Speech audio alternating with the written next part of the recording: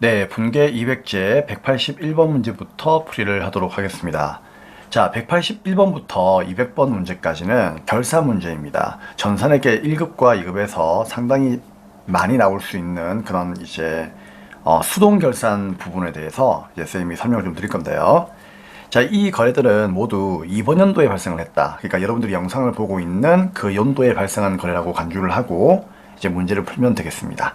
그리고 뭐 당연히 거래처 등록이나 코드 이런 것들은 이제 실무상의 입력 시 그 참조하는 내용 정도로만 이해하시면 되고요.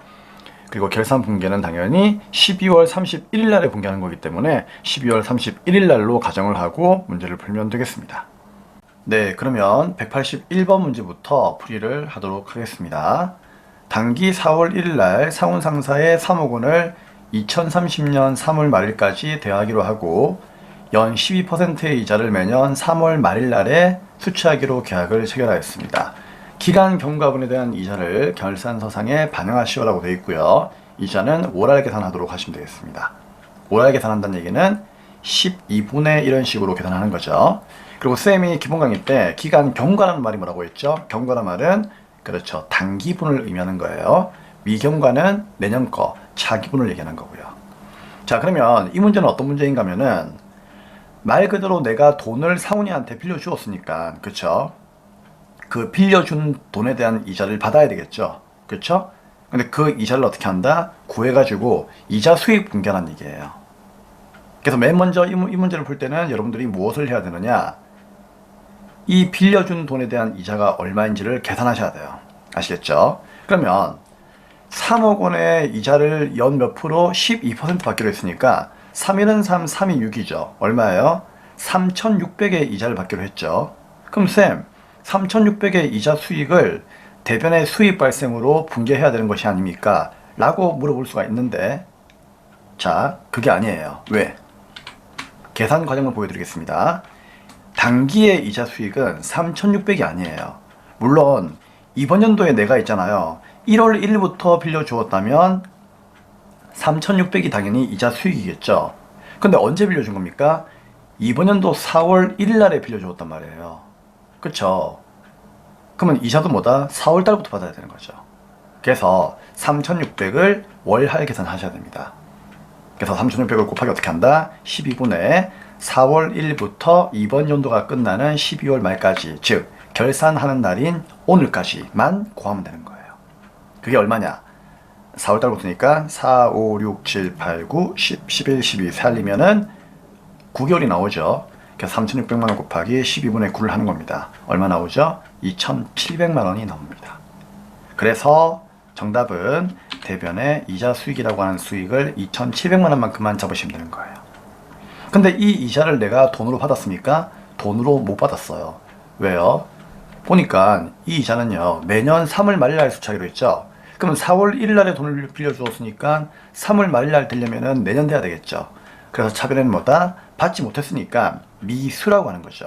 그래서 미수 수익 2,700으로 분계하시면 답이 되는 것이고, 일반 전표에다가 분계하게 되면은요, 거래처는 당연히 뭐다? 미수란 말이 붙었으니까 상훈 상사로 이렇게 거래처도 닫아주셔야 되는 겁니다. 아시겠죠? 자, 그래서 결론은 단기분을 받아야 하는데, 맞죠? 2,700을 받아야 하는데 받지 못했으니까 어떻게 한다? 수익은 발생하되 돈은 못 받았으니까 미수로 생각하면 된다는 얘기죠. 왜? 내년 3월 말일에 받을 거니까. 그래서 미수 수익으로 분배하시면 되겠습니다. 네, 다음은 182번 문제를 풀어보도록 하겠습니다.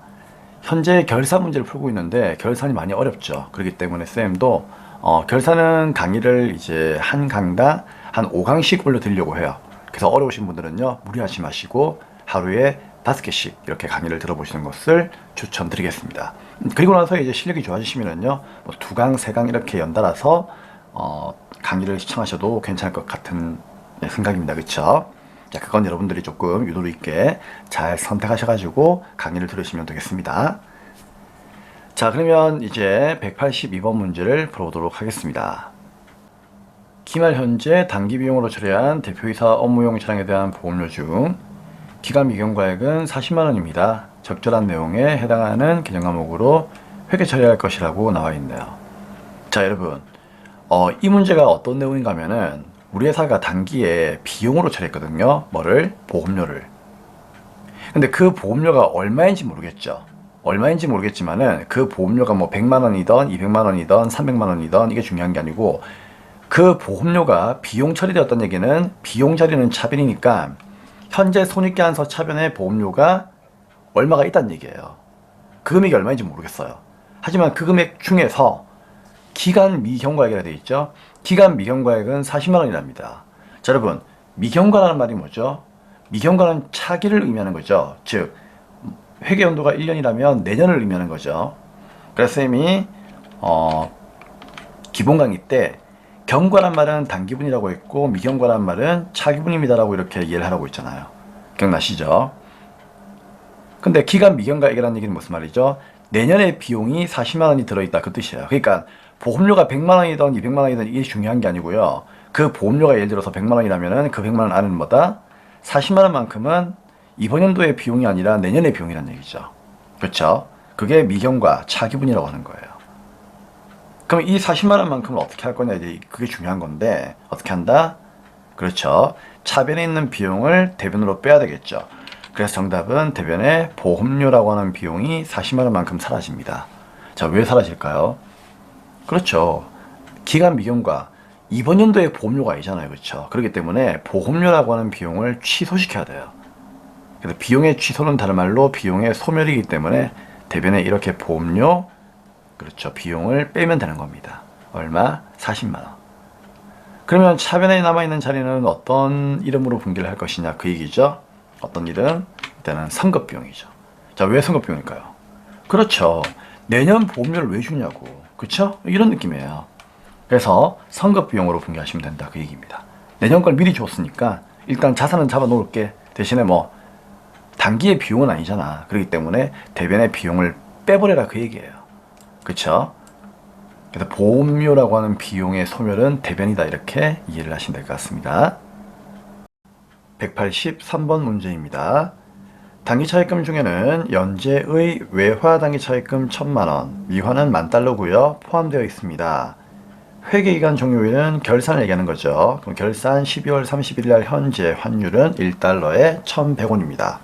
우선 외화의 평가는 결산 때만 하는 거 알고 있죠. 근데 단기차입금이라 되어 있네요. 단기차입금은 부채입니다. 맞습니까?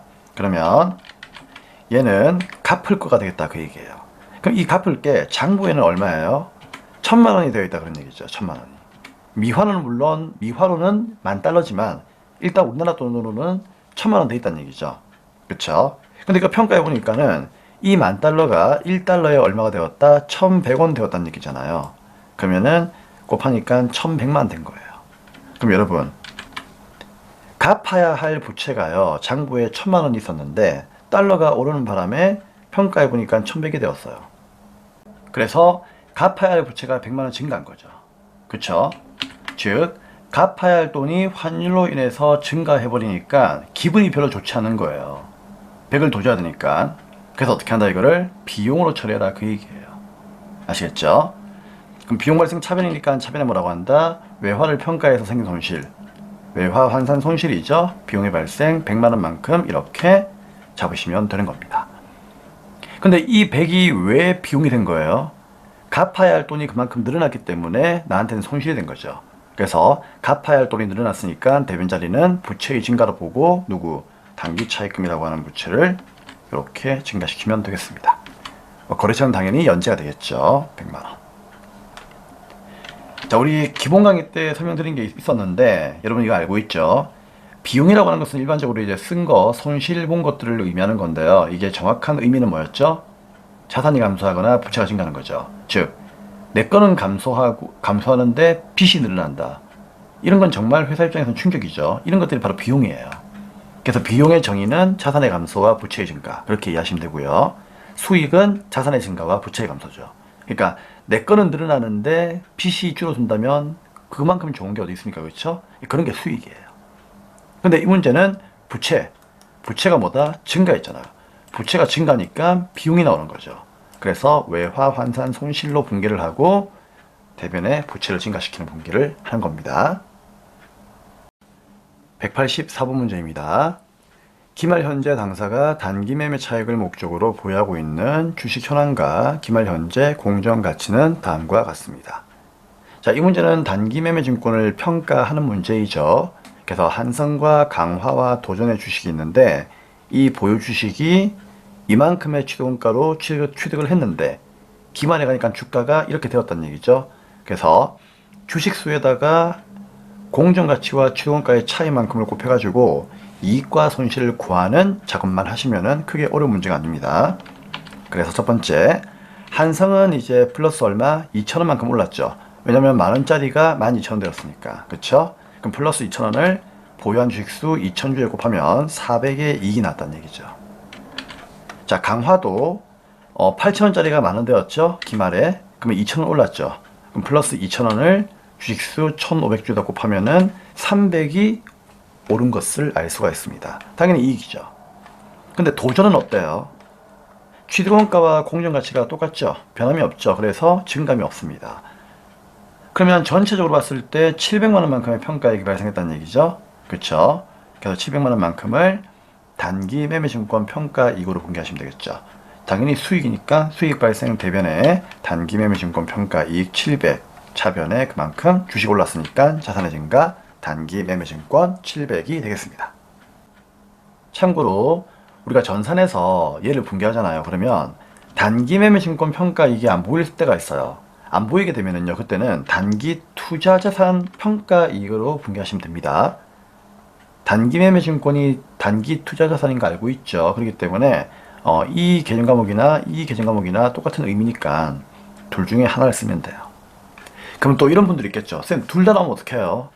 그런 경우는 없어요, 여러분. 아시겠죠? 그런 경우에는 그냥 이거 쓰시면 돼요. 아시겠죠? 근데 그런 경우까지는 안 나와요. 그렇게 막 심오하게 상상을 하시면 안 됩니다, 여러분. 네. 자, 다음은 185번 보겠습니다. 185번 문제입니다. 결산 현재 가수금 300만원의 내역이 다음과 같이 확인되었습니다. 여러분, 가수금은 부채이죠? 뭔지도 모르고 받은 돈이죠. 그럼 원래 자리가 어디예요? 대변이죠. 근데 이게 확인되었죠. 그럼 어디로 사라진다? 차변으로 사라져야 되겠죠? 그래서 차변은 뭐다? 가수금 300이에요. 그럼 이렇게 밝혀진 원인들을 대변에 적으시면 되겠죠. 첫 번째 뭐다? 정상한테 거래로 제품 매출을 위한 계약금을 받은 거래요. 그럼 대변은 뭐다? 선수금 밝혀졌으니까 선수금 50 적으시면 되고요. 두 번째는 외상대금 중 일부를 회수했답니다. 그러니까 외상값 받았다는 얘기죠. 외상값을 받는 거는 외상 매입금이 아니죠. 외상 매출금이죠. 대변의 외상 매출금 250 적으시면 되겠습니다. 그리고 이 둘은 전산에서 반드시 거래처를 정상으로 달아주셔야 되겠죠. 네, 여기까지 이번 강의를 끝내고요. 다음 강의에서는 186번부터 190번까지 강의를 하도록 하겠습니다. 감사합니다.